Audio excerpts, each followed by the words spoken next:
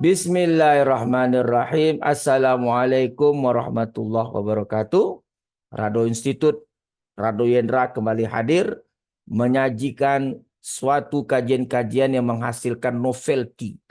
Oke, kali ini suatu model peluang baru yang kita sebut dengan cosine alpha power exponentiated Rado Institute distribution kita hasilkan.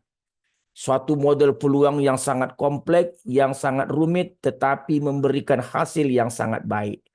Kajian ini didasari model peluang sebelumnya yang telah kita bahas di Rado Institute, yaitu model peluang cosine alpha power Weibull Rado Institute distribution.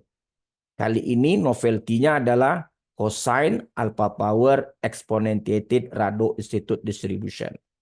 Bagaimana model ini dapat terjadi? Kita coba bahas sekarang. Oke, kita lihat. Kajian kita pada hari ini menggunakan baseline yang disebut dengan exponentiated Rado Institute distribution. Nah, ini baseline kita. Generatornya itu ada alpha power transformation, ada cosine G family, dan gabungan dari alpha power dan cosine G family. Ada 3 generator nanti yang akan kita gunakan dan 1 baseline. Lalu kita akan gunakan maksimum likelihood untuk estimasi parameter, beberapa kriteria kebaikan model diantaranya AIC, BIC, Kolmogorov-Smirnov, Anderson-Darling, dan Kramer-Formicis.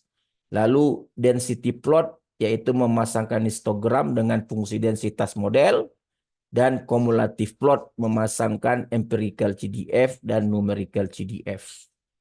Kita gunakan data seperti kajian pada model sebelumnya yang telah kita bahas di Rado Institute, yaitu cosine alpha power Weibull. Kita coba lihat data. Oke, data kita telah berhasil kita run dan sama dengan yang kita inginkan. Lalu kita masuk baseline. Baseline kita adalah exponentiated. Nah, baseline ini pertama sekali bahas dulu Rado Institute distribution-nya. Jangan dulu exponentiated, tapi Rado Institute distribution terlebih dahulu dengan fungsi densitas PDF read, ini dia, dan kumulatif dari Rado Institute distribution nih. 1 parameter, parameternya theta. Lalu baru kita bahas baseline yang sesungguhnya adalah ERID, yaitu exponentiated Rado Institute distribution, menambah 1 lagi parameter yaitu parameter eta. Jadi eta kali G berpangkat eta kurang 1 kali G kecil. G besar kumulatif dari Rado Institute distribution. Ini dia tadi. G kecil adalah fungsi densitas Rado Institute distribution. Ini dia tadi. Nah, setelah kita gabung, masukkan ke dalam fungsi ini, inilah yang menjadi fungsi densitas baseline yang kita sebut dengan PDF ERID exponentiated Rado Institute distribution, dan kumulatifnya ini kumulatif ERID. Yang berikut kita bahas generator pertama yaitu alpha power transformation. Ini dia.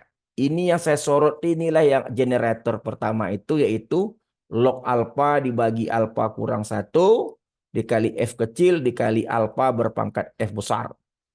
Ini fungsi densitas dari generator pertama dan ini kumulatif dari generator pertama. Lalu kita lihat generator kedua, cosine. Fungsi densitas generator kedua itu ini. Pi per 2 kali F kecil kali sin pi per 2 kali F besar. Nah, ini generator kedua. Fungsi densitasnya. Ini kumulatif dari generator kedua. Nah, gabungkan antara generator pertama generator kedua menjadi generator ketiga yang kita sebut dengan cosine alpha power G family. Ini dia fungsi densitas dari generator ketiga.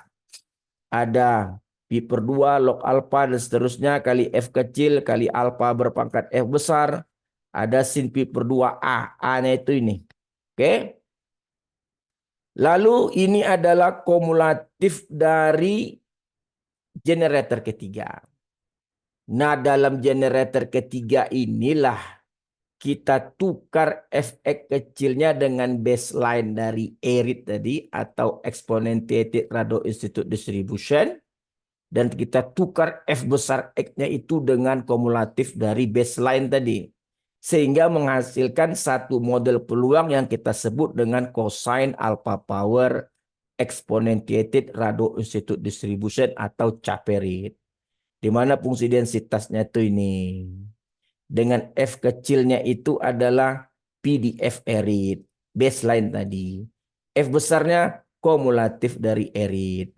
Nah, ini ada masukkan ke dalam fungsi yang saya sorot, maka dia menjadi fungsi densitas atau D caperit dari model peluang yang kita sebut yang baru sekarang ini adalah cosine alpha power exponentiated rado-institute distribution dengan kumulatifnya ini. Oke, dapat selesai. Jelas urutan ceritanya, baseline, generator. Lalu kita cari negatif log likelihood. Ini adalah negatif log likelihood untuk digunakan dalam optim dalam estimasi parameter. Gunakan parameter nilai awal parameter 1 atau alpha 1,1, theta 1 dan eta adalah 1. Lalu kita akan dapatkan parameter 1 namanya alpha, parameter 2 namanya theta, parameter 3 namanya eta.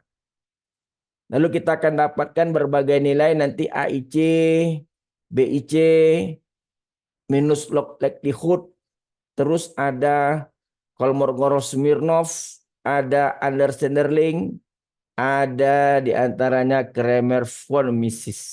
Oke, kita coba run saja semuanya. Kita coba lihat keunggulan dari model peluang baru yang kita hasilkan. Kita sorot. Kita mau lihat hasilnya bagaimana.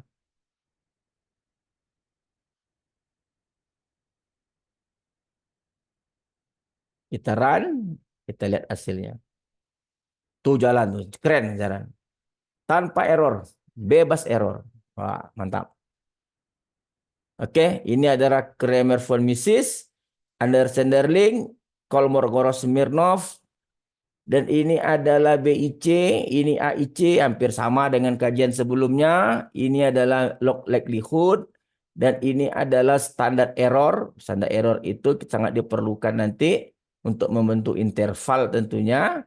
Ini ada parameter alpha, ini parameter theta, ini parameter eta. Nah, parameter ini akan kita uji ketangguhannya dalam histogram plus PDF. Ini adalah density plot dan kumulatif plot. Nah, kita coba run. Seperti apa hasilnya? Kita coba run. Kita lihat grafik. Wow. Jadi sekali lagi kita telah memperlihatkan berulang-ulang model peluang yang dihasilkan oleh Rado Institute itu sangat layak untuk bersaing dengan model-model sebelumnya. Karena Anda lihat sendiri bagaimana cantiknya grafik berwarna merah itu menangkap histogram. Atau density plot itu berhasil sukses menangkap histogram. Dan yang berwarna biru itu adalah kumulatif model yang sangat sempurna menangkap fungsi tangga. Itu Anda lihat itu adalah empirical dari kumulatif.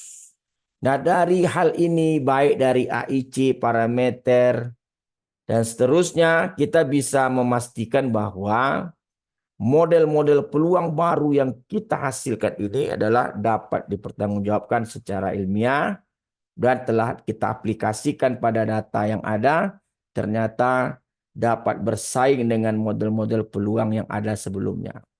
Jadi jangan ragu untuk menjadikan alternatif lain model-model peluang yang dihasilkan oleh Rado Institute untuk melahirkan penelitian-penelitian yang sangat baik. Oke, saya rasa kajian pada pagi hari ini sangat menarik. Kita jumpa lagi pada sesi berikutnya, tentu bersama dengan Rado Institute dan Rado Yendra. Assalamualaikum warahmatullahi wabarakatuh.